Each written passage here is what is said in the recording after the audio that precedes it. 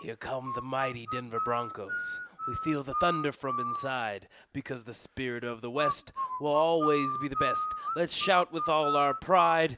Go Broncos! Hail to the mighty Denver Broncos! Our team will rise a mile high. We salute the orange and blue. We're fans until the day we die. Welcome to the Denverse. It is the Denver Broncos season opener preview. It's your boy Quinn on the lyrics and Derek with the beautiful melody below. If football season is back after a long summer of mildly exciting updates. The Denver Broncos have a full roster and a mildly exciting team. Yeah, buddy. We'll take it. That was the Broncos' official fight song, which I only know because they used to play it as the band over and over again when I worked in the South Stands for like 2 hours before the game.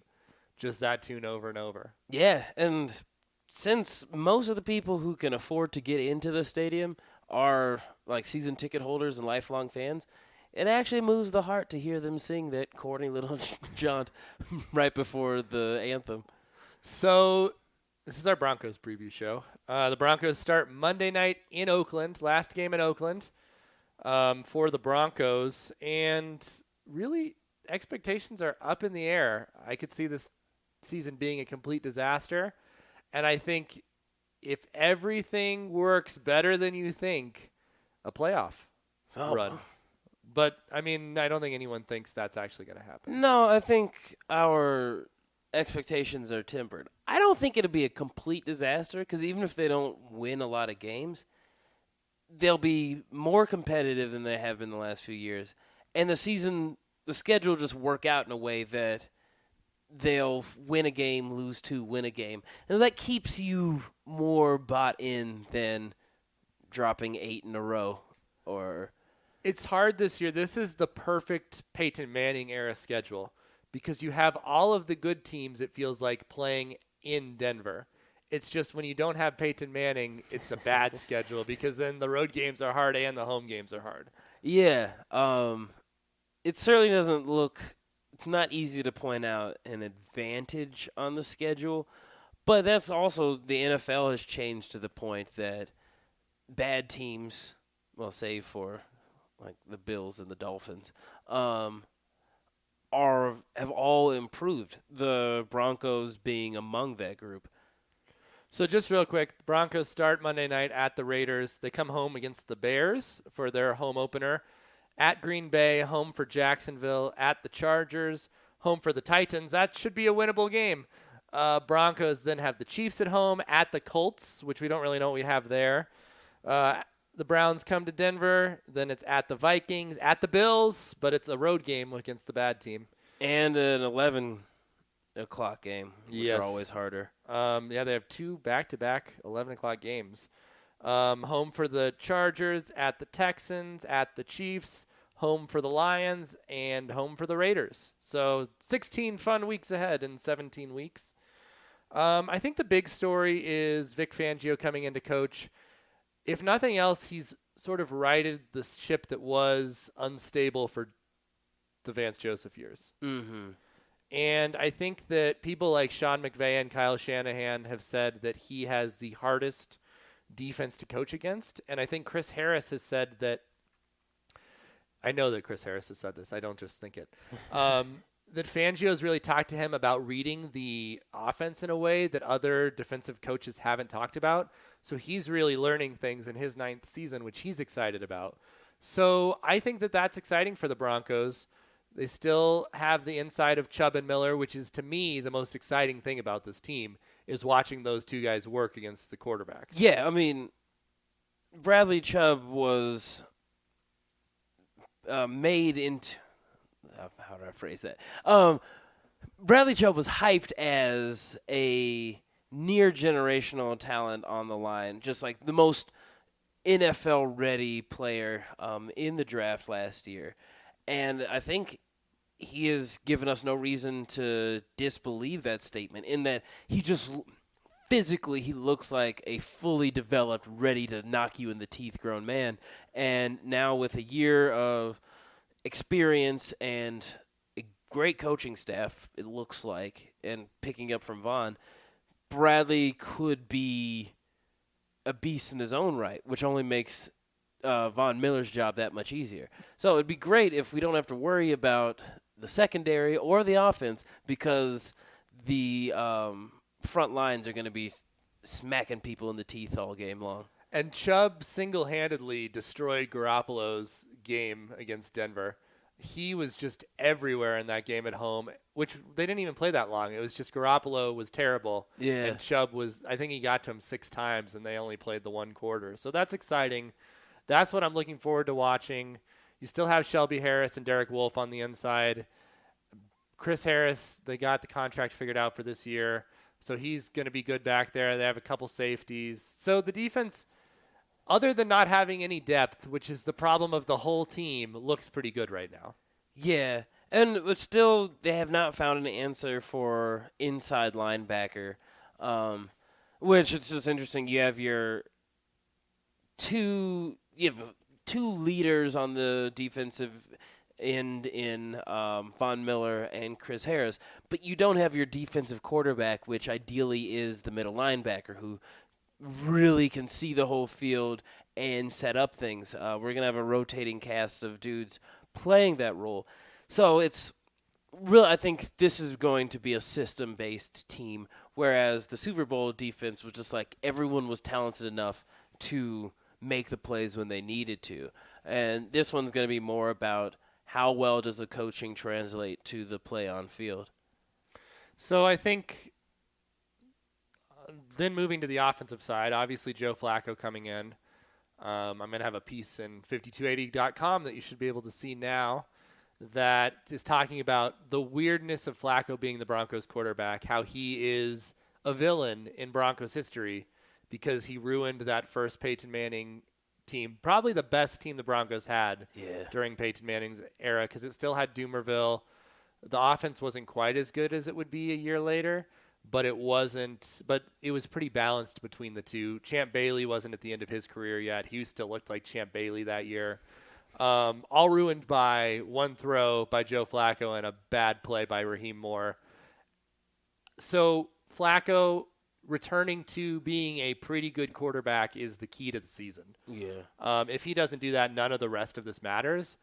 But again, the depth on offense is concerning, not only with the line, which has a little bit of depth in that one guy can get hurt maybe and they can survive, but behind Phillip Lindsay and Emmanuel Sanders are just question marks. Yeah. There is no X factor on the offense. And the line, I think, is still questionable in that you lost Paradis, who was an all-pro center. Ron Leary's coming back from injury. The man's leg snapped, which wasn't like a structural thing in the knee or ankle, but that's, I think, a question mark. Can one of your best linemen come back to full form after an injury? And then, your receivers and running backs, I think there's been way too much optimism amongst Broncos faithful in that can Phillip Lindsay be the player that we didn't expect him to be last year? Now with all this tape on him, he's still undersized, isn't a 4.4-4.3 guy. We don't know that officially because he wasn't even invited to the combine.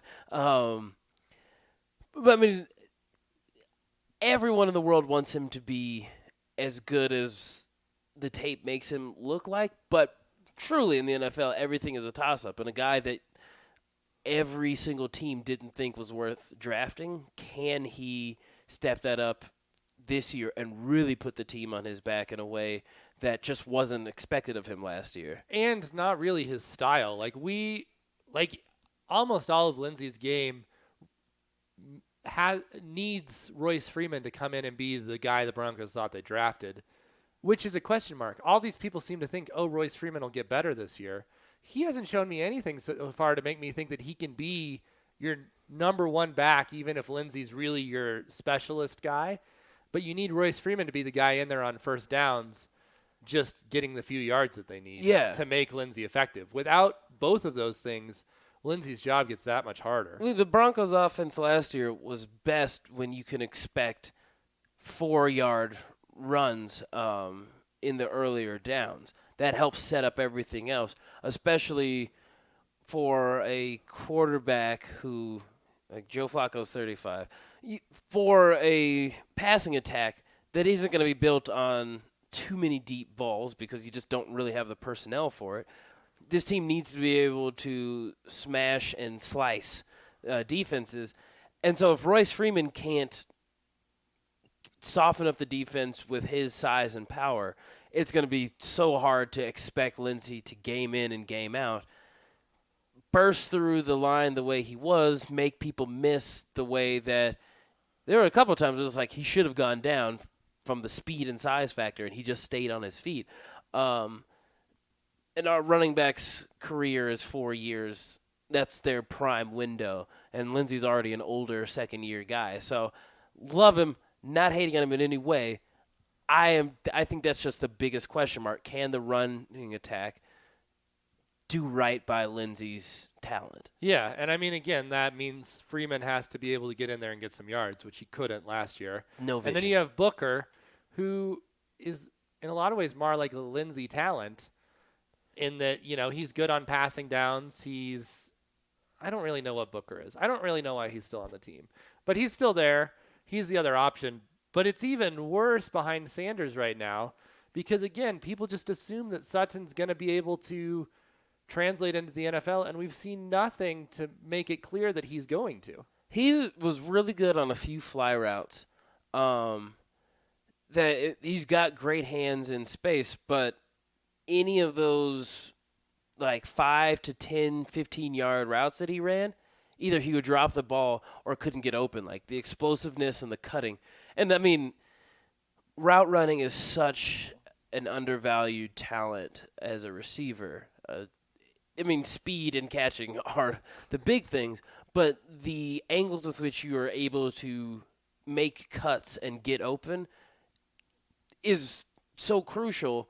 And in terms of chemistry, second-year receiver Joe Flacco, who barely played, who got replaced by a guy who couldn't pass the ball, that's really concerning for me, especially Sanders. He has been such an underrated player for the Broncos. I think like a dark horse Ring of Famer in my eyes. But he's coming off of injury that he tore his Achilles. He's the wrong side of 30. He's going to be good, but are any of the other receivers going to help his job be easier? Right now. Yeah, and I mean the separation between that, like all of the things you said about Sanders, he was far and away the most effective receiver. He didn't even play that much in the preseason, and it was just night and day between him and everybody else. Yeah. So behind Sutton, who is like the guy that has to make something work, they need either Tim Patrick or Deshaun Hamilton to also be really good because they need 3 options, and they have no tight ends right now who are really an option. Because Fant's hurt and Hireman is Hireman, and like that's a huge problem. Hireman will be hurt. Yes, and then they've got 2 more receivers on the team right now: Juwan Winfrey, the Buff, and Deontay Spencer. So you need something from one of them. I mean, I don't know, the inability to find receivers, and I understand why they didn't get Demaryius back after he was available, but he did go onto the waiver wire. In some ways, maybe the Broncos should have just swallowed their pride and said, we'd rather have, he's a third receiver. We don't seem to have a third receiver on the team. Yeah, I mean, I didn't realize that free agent wide receivers were at such a premium. In that it seemed the Broncos didn't make any moves to looking at receivers during free agency. Well, I mean, I think part of that is they've tied so much draft stock up in the receivers. Sutton, Hamilton, and Patrick. They drafted all of them. Yeah. And so that's a problem. I think looking at this season, if the Broncos are to do well, you will see that Deshaun Hamilton is a 50-catch, 500-plus yard receiver at the end of it. And the dude's got the speed, and I think they did a great job in drafting the last few years in that they looked for character guys, guys who had been team captains, and the dudes who had the IQ to be good players on top of still being very talented, as opposed to like taking a flyer on a guy who has all the talent but might be the guy. I think if Fangio and the coordinators are able to create a culture that there is proper buy-in, that you'll see the mental aspect allow for more production on the field. When we were talking last year, which was like Broncos are back, we have to talk about them again segment. The team has been an absolute mess the last few years, and that discipline is such a huge thing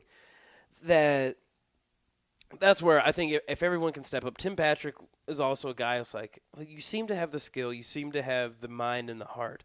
Can we put that all together? He's another one, like 30 catches at least. And with Sutton, at least coming close to Sanders. Like, that's the other thing. Like, yeah. If Sutton does fall off, if he's not second on the team in catches, then one of these guys is going to have to make a big jump. And that, I mean, I don't know. Sutton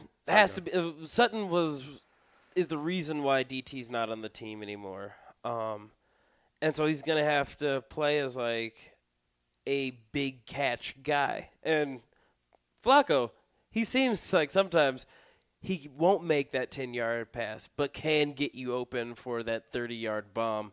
So a lot has to translate. Wide receiver, running back are the two things that I'm just like, are they going to be able to get us touchdowns? I feel like there's going to be we're going to see a lot of Brandon McManus, at least early in the season.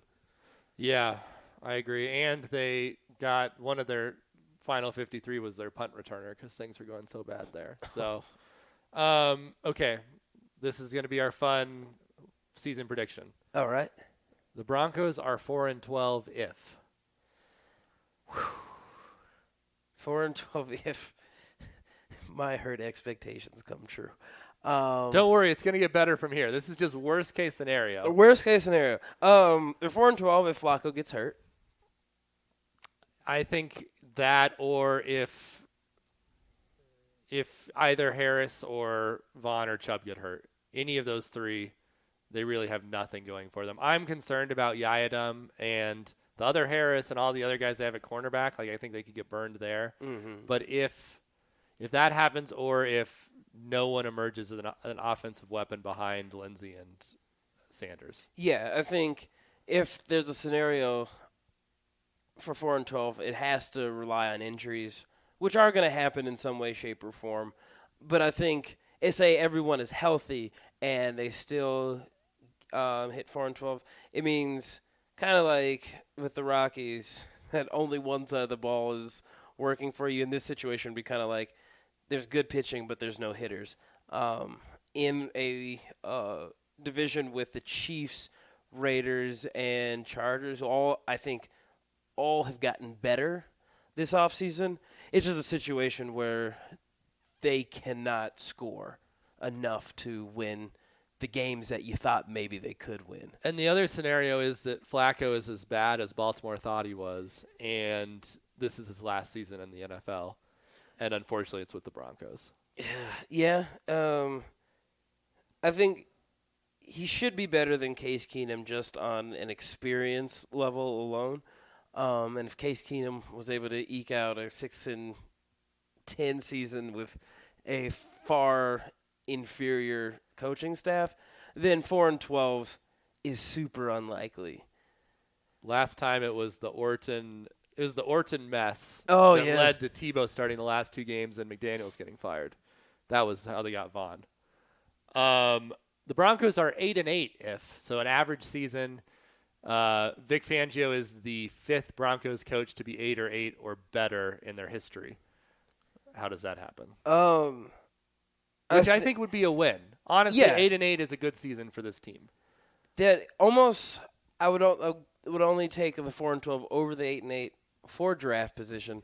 But at 8-8, I think if this roster performs to the abilities that you can reasonably expect from them, Joe Flacco's, I don't think is going to have a renaissance year. Especially like he's older now, has had some injuries. He's not going to be as much of a run threat as he used to be. Some of his best seasons were ones where he had the speed and ability to move it downfield in crucial situations. But I think if he's able to play within the expectations of the coaching staff, and apparently offensive coordinator Scarangello, he has been very stingy with his playbook in preseason. So maybe there's a bunch of really cool things that he has in mind for the team that we haven't seen yet. That's 8-8. Sanders plays to the level that he has a rebound and plays to the level that we hope he can, that he feels confident he can. No one plays as bad as they could in terms of wide receivers, but no one has a breakout performance. And we're probably asking a lot of the same questions, like, is Sutton going to be the guy? Is Freeman Lindsay the tandem of the future? Yeah, if we can get a fire and lightning out of Lindsay and Freeman, that's 8-8 and above. Yes, and I think that the other thing for me, 8-8, is Chubb and Miller are really good, and the rest of the defense is okay. Like, they can't stop people the way that they used to, but Chubb and Miller are still causing havoc and win a couple of those games just because the quarterbacks are so under pressure. Mm-hmm. I mean, because you're facing a lot of big quarterbacks this year. And I mean, you're facing the NFC Central. What's that division called? Yeah, that's the Central. North. The NFC North, NFC where you've got Rodgers, Stafford, Trubisky, and whoever the other team is. Oh, the Vikings and Cousins. So those are big quarterbacks. Yeah. And I think we're all pretty happy with Fangio, and we feel like he was the right choice. Totally. Well, the NFC Central and then our division opponents. You've got Mahomes, MVP, Derek Carr, who, after watching Hard Knocks, I'll tell you, I'm not going to say I like the Raiders, but I think Derek Carr and Gruden are going to have some chemistry where Carr comes back closer to his breakout season performances, and Phillip Rivers will just never die. So, and you still have Whedon that you also have to play this year. So who? Whedon. Oh, not Whedon. What's his name? Mayfield. Mayfield. Way Brown's wow, back. well, I know. I was thinking about Whedon after the luck thing last week. You've had Mayfield too, so yeah, you've got a lot of good quarterbacks. Broncos just terrorize Allen up in Buffalo. That's the hope. That's the hope. But maybe he could make John Elway regret it.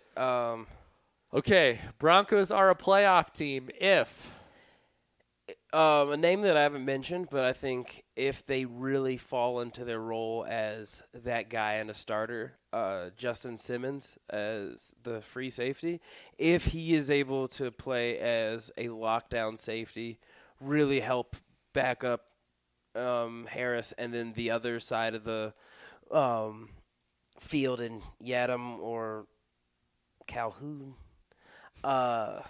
If some of our question marks on the corner are helped by our safeties in Kareem Jackson, Justin Simmons, and Will Parks, that would go a long, long way in making this team a playoff team. That also bolstered if – I would say we're a playoff team if both Chubb and Vaughn get 10-plus sacks, including a few strip sacks.